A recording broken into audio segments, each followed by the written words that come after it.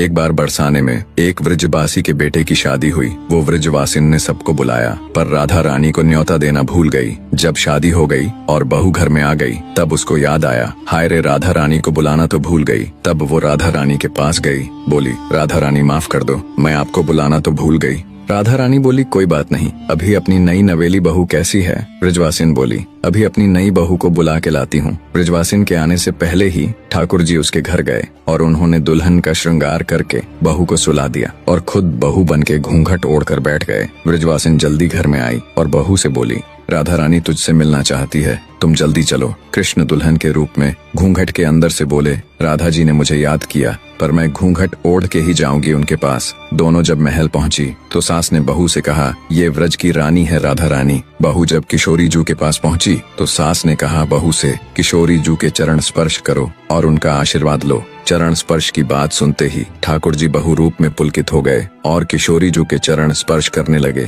किशोरी जू ने मंगल आशीर्वाद दिया। फिर सखी के हाथों बहुत से सुंदर मणि, मोती, गहने, मेहंदी और 16 श्रृंगार नए वस्त्र मंगाइए दुल्हन के मुख दिखाई के लिए, और दुल्हन से कहा, ये तुम्हारा उपहार है, अब अपना मुख दिखाओ। दुल्हन ने घूंघट में से सर को हिलाकर मना कर दिया। सारी सखियां विस्मृत हो गई कि ये कैसी दुल्हन जो किशोरी जू की आज्ञा का पालन नहीं करती।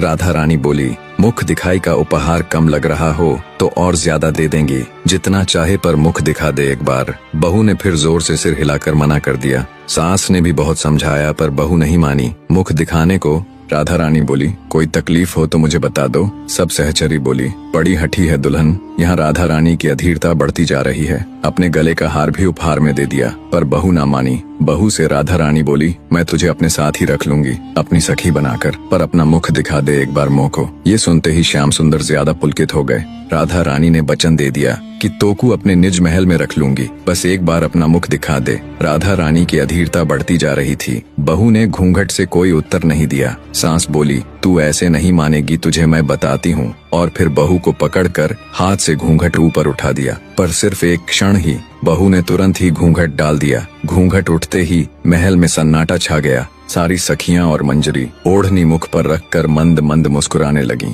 किशोरी जू के आनंद की भी सीमा ना रही। सबने नई बहू का जोरदार स्वागत किया। श्याम सुंदर लज्जा के मारे घूंघट दोबारा ओढ़ लिए। तब किशोरी जी नई बहू के पास गई और उसका घूंघट थोड़ा ऊपर कर दिया। किशोरी जी बोली, ऐसी नई बहू की मुख दिखाई में मैं त्रिभुवन वार दूं। श्याम सुंदर मन में बोले, आज तो जीवन सफल हो गया। कितने युगों से आस थी बरसाने महल के रहने की, वो आज पूरी हुई। कृपा देखो किशोरी जू की, जो आज भी विराजमान है बरसाने के लाडली महल में, विराजित श्याम सुंदर।